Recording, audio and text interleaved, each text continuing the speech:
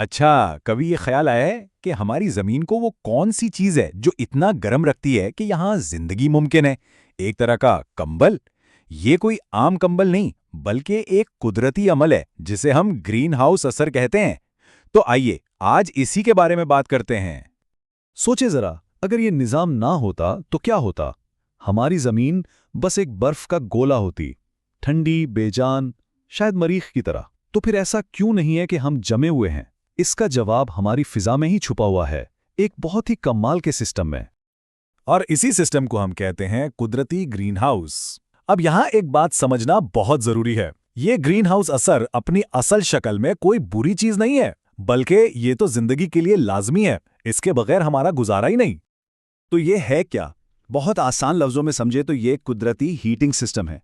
होता यह है कि सूरज की रोशनी जमीन पर आती है और जब ये गर्मी वापस खिला में जाने लगती है ना, तो हमारी फिजा इसे एक कंबल की तरह पकड़ लेती है। बिल्कुल वैसे ही जैसे पौधों के लिए बने ग्रीन हाउस में गर्मी अंदर ही कैद रहती है। और उसका नतीजा क्या निकलता है? एक ऐसा सैयारा जो जिंदगी के लिए बिल्कुल परफेक्ट है। अगर ये कुदरती गर्मी ना होती तो सच पूछें हमारी जमीन एक ठंडी, वीरान जगह होती। यहां जिंदगी का नामो निशान भी ना होता। तो सवाल यह है कि ये फिजाई कंबल आखिर है क्या? मतलब ये किन चीजों से बना है? चलें जरा इसको भी देख लेते हैं। अच्छा, तो इस कंबल के जो धागे हैं ना, वो असल में कुछ खास गैसें हैं। इन्हें ग्रीन हाउस गैसें कहते हैं। सबसे मशहूर तो कार्बन डाइऑक्साइड और मीथेन है। और मजे की बात यह है कि ये गैसें हमारी फिजा का 1% से भी कम हैं। सोचें, इतनी कम मिकदार में होकर भी ये पूरे सैयारे का टेम्परेचर कंट्रोल करती हैं। कमाल है ना? और इसीलिए ये कंबल वाली मिसाल बिल्कुल फिट बैठती है।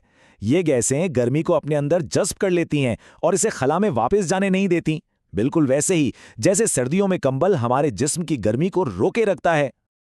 तो कुदरत ने ना एक बड़ा जबरदस्त बैलेंस बनाया हुआ है। ये कंबल ना तो बहुत मोटा है, ना बहुत पतला, बिल्कुल ठीक। और इसी बैलेंस की वजह से जमीन का दर्जे हरारत इतना मुस्तहकम रहा है कि यहाँ करोड़ों साल से जिंदगी चल रही है। लेकिन अब कहानी में एक ट्विस्ट आता है।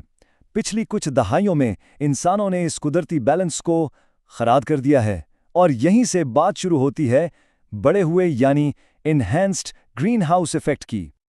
तो फर्क बिल्कुल साफ है।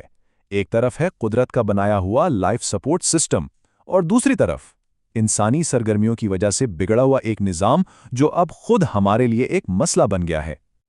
और इस गड़बड़ की सबसे बड़ी वजह क्या है? फॉसिल फ्यूल्स का इस्तेमाल। जब से इंडस्ट्रियल रेवोल्यूशन शुरू हुआ है, हमने कोयला, तेल और गैस जला जलाकर फिजा में इतनी इजाफी ग्रीन हाउस गैसें भर दी हैं कि वो सारा कुदरती सिस्टम ही हिल गया है। तो इसको ऐसे समझें कि हमने अनजाने में इस कुदरती कंबल को बहुत ज्यादा मोटा कर दिया है। ये बिल्कुल ऐसा है जैसे गर्मी में कोई आपको हल्की चादर के बजाय एक भारी भरकम रजाई उड़ा दे। जाहिर है दम घुटेगा। और ये जो फर्क है ना, ये कोई छोटा मोटा नहीं है। देखें, अगर कुदरत का बनाया कंबल इतना था तो हमारी सरगर्मियों की वजह से ये इतना मोटा हो गया है। ये कोई मामूली तब्दीली नहीं है, ये सिस्टम के लिए एक बहुत बड़ा शॉक है। और इसका नतीजा क्या है? सीधा सा, ये मोटा कंबल अब जरूरत से बहुत ज्यादा गर्मी रोक रहा है और इसी वजह से पूरी दुनिया का औसत दर्जा हरारत मुसलसल बढ़ता जा रहा है। इसी को तो हम ग्लोबल वार्मिंग कहते हैं। तो अब आगे क्या? इस गर्म होती दुनिया का मुस्तकबिल कैसा दिखता है और क्या इस बारे में कुछ किया भी जा सकता है? देखें, ये सिर्फ ये बात नहीं कि गर्मी थोड़ी बढ़ गई है। ये इजाफा हमारे पूरे मौसम के निज़ाम को धर्म बरम कर रहा है, जिसके नतीजे में हम देख रहे हैं शदीद तूफान, खतरनाक खुश्क साली, जंगलों की आग और समुंदर की सतह का बुलंद होना, जिससे साहिली शहर डूबने का खतरा है। ये सब इसी से जुड़ा है। तो सबसे बड़ा सवाल अब ये उठता है कि क्या इस सूरत हाल को बदला जा सकता है? क्या हमारे पास इस खतरे से निमटने का कोई रास्ता है? हाँ, हल मौजूद हैं और इसके 3 मेन पॉइंट्स हैं। पहला, ग्रीन हाउस गैसों का अखराज कम करना, यानी फॉसिल फ्यूल्स को खैरबाद कहना। दूसरा, साफ तवन्नाई जैसे सोलर और विंड एनर्जी को अपनाना। और तीसरा, पायदार तरीके अपनाना, मतलब रोजमर्रा की जिंदगी में ऐसी आदतें डालना जो माहौल के लिए बेहतर हों। इन सब कोशिशों का जो असल मकसद है ना, वो ये है कि ज़मीन के एनर्जी बजट को दोबारा से बैलेंस किया जाए। हमें इस कंबल को जो हमने मोटा कर दिया है वापस उसकी असल कुदरती हालत में लाना है, ताकि जितनी गर्मी आए उतनी ही वापस भी जा सके। तो आखिर में ये सोचने की बात है कि एक ऐसी दुनिया कैसी होगी जहां टेक्नोलॉजी और फितरत एक साथ बैलेंस में चलें, और इस मुस्तकबिल को बनाने के लिए हर फर्द का क्या किरदार हो सकता है।